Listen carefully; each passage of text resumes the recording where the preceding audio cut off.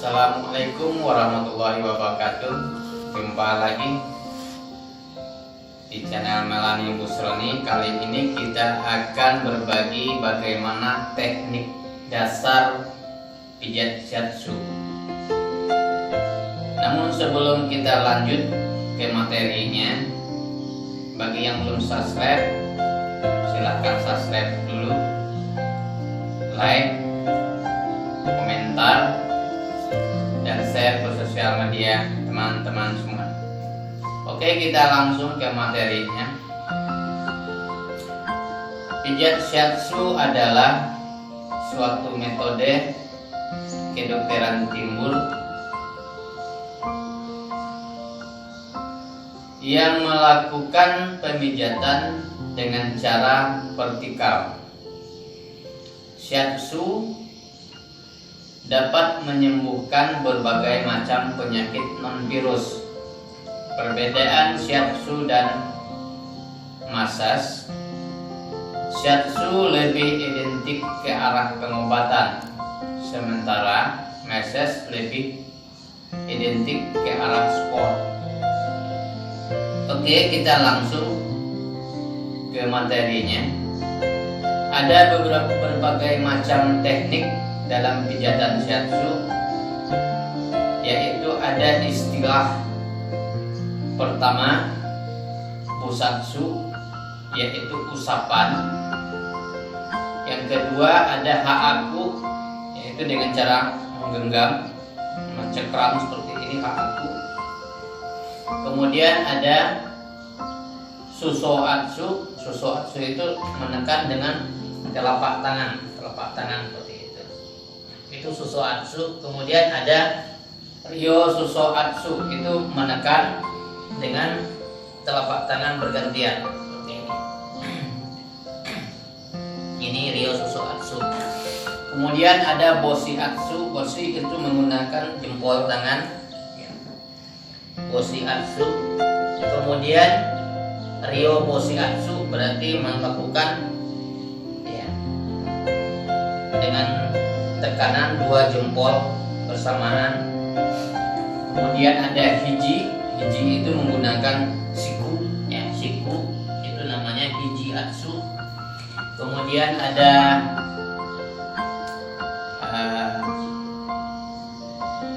lagi ini hijiatsu. Hiji menggunakan lutut.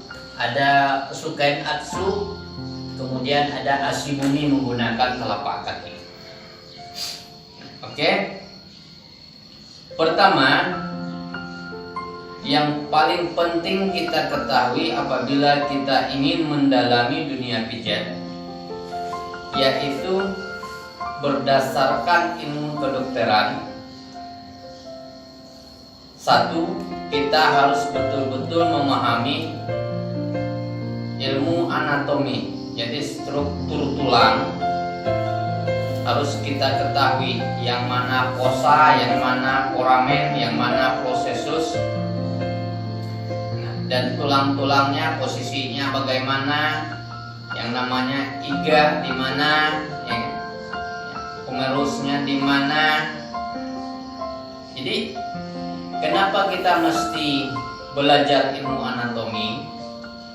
Agar di saat pemijatan, di saat kita menjelaskan letak titik pijat itu, satu, lebih gampang. Yang kedua, di saat kita tekan, otot itu tidak lari jauh dari tekanan. Yang kedua, kita harus bisa memahami tentang ilmu patologi, di mana ilmu patologi ini sangat penting untuk menghasilkan hasil diagnosa yang bagus. Itu yang kedua. Ilmu patologi ini juga kita pelajari agar kita tahu penyakit-penyakit mana yang mampu kita sembuhkan dengan pijatan dan yang tidak mampu kita sembuhkan dengan pijatan. Itu yang kedua. Yang ketiga ilmu fisiologi. ilmu fisiologi harus kita kuasai karena kita harus tahu di dalam tubuh itu suatu penyakit terjadi karena kekurangan energi apa, apakah di bagian sel-selnya yang kurang, apakah di bagian sirkulasi darahnya yang kurang baik, apakah di bagian sistem persarapannya yang kurang baik. Di situ nanti kita akan bisa mengetahuinya. Yang paling penting adalah ilmu diagnosa, karena di dalam pemijatan diagnosa itu sama dengan penyembuhan. Kenapa bisa begitu? Karena kuncinya pemijatan ini adalah ilmu diagnosa, ilmu menemukan di mana titik-titik, di mana letak otot-otot yang bermasalah, sehingga kita tahu bagian-bagian tubuh seseorang itu akan sakit apabila ototnya bermasalah. Oke, nah itu yang keempat. Kemudian tentang teori ilmu pijat shiatsu. Nah, ilmu pijat shiatsu ini berasal dari Jepang, yang penemunya Takujiro Namikoshi. Dulu pijat shiatsu ini masuk ke Indonesia itu dari tahun 2000, yaitu pelatihannya pertama di Wiataguna Bandung, itu yang pertama kali. Kemudian dari Wiataguna Bandung lah dikembangkan ilmu-ilmu shiatsu ini, dikembangkan, akhirnya sudah menyebarlah di seluruh Indonesia. Nah, apa saja yang bisa disembuhkan dengan shiatsu? Sangat banyak penyakit yang bisa disembuhkan dengan pijatan shiatsu. Salah satunya seperti sakit kepala, migrain, vertigo, sakit leher, ya, batuk, ada yang bisa disembuhkan, ada yang tidak. Intinya penyakit yang disebabkan oleh virus, basil, bakteri atau kuman itu tidak bisa disembuhkan dengan pijatan shiatsu. Namun selain dari itu, seperti pengaruh zat makanan, seperti kekurangan cairan atau kekurangan energi atau kelebihan energi, nah ini bisa menyebabkan sebuah penyakit pada tubuh kita. Untuk itu kita betul-betul harus memahami di saat kita melakukan tindakan, bagian-bagian mana saja yang bermasalah. Karena di saat kita pegang, otot itu di dalamnya akan terasa beda apabila dia bermasalah. Tidak seperti otot yang sehat. Kalau otot sehat itu dia akan lembut dan tidak keras. Nah, oke ya. Pertama, kita akan belajar teknik dasar terlebih dahulu. Teknik dasar pemijatan shiatsu yang paling penting, pijat shiatsu ini tidak menggunakan tenaga, ya. Tidak menggunakan tenaga, hanya menggunakan tekanan berat badan. Nah, seperti ini. Ya. Jika kita menekan seorang, yang menekan itu hanya berat badan kita. Jadi semakin besar badan seseorang, maka tekanannya semakin bagus. Itu yang pertama.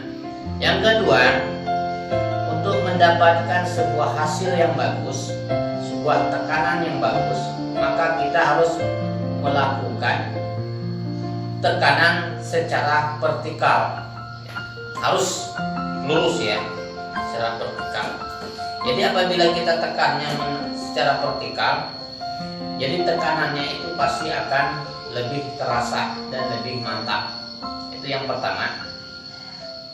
Yang kedua, kita harus bisa menyatukan energi kita dengan si pasien agar proses penyembuhannya lebih mudah dan lebih gampang. Bagaimana caranya menyatukan energi tersebut? Nanti kita akan bahas itu bagaimana cara kita menyatukan energi kita dengan pasien kita. Namun kali ini kita hanya belajar teknik dasarnya saja terlebih dahulu. Di video berikutnya kita akan bahas bagaimana kita menyatukan energi, bagaimana kita melakukan pijatan yang baik dan benar. Itu yang pertama tadi, kita harus menekan dengan cara vertikal ya. Itu yang pertama. Kemudian di saat kita melakukan pemijatan, yang paling penting kita harus perhatikan tadi letak titiknya, letak titik pijatnya. Nah, itu tadi yang pertama dari awal saya bilang kenapa ilmu anatomi itu sangat berguna, karena letak titik-titik itu rata-rata 75% titiknya dia berada di antara sela-sela tulang. Antara tulang rata-rata itu patokannya di situ. Ada yang berpatokan dengan prosesus, ada yang berpatokannya sama foramen. Nah, seperti ada yang ini dari trochanternya kita mengambil patokan, ada yang dari iganya, humerusnya gitu ya. Untuk itu kita perlu mempelajari tentang ilmu anatomi. Itu yang kedua kuncinya. Yang ketiga, kita harus bisa mengerti keadaan si pasien saat kita tekan, apakah dia nyaman dengan tekanan yang kita berikan. Kita harus menanyakan ya, kepada si pasien kita, apakah tekanan yang kita berikan sudah tepat untuk kemampuan dia, atau terlalu berat atau terlalu ringan. Itu ya, itu kuncinya. Karena terlalu berat juga tidak begitu bagus, dan terlalu ringan pun tidak begitu bagus. Karena penyembuhan menggunakan shiatsu ini boleh dibilang kita menggunakan reaksi saraf. Ya, oke ya, reaksi saraf. Nah, untuk itu di video berikutnya nanti kita akan membahas bagaimana teknik selanjutnya, apa yang harus kita lakukan di saat kita memijat. Kita nantikan sambungan video ini pada video selanjutnya. Terima kasih sudah menonton, sampai jumpa di video selanjutnya.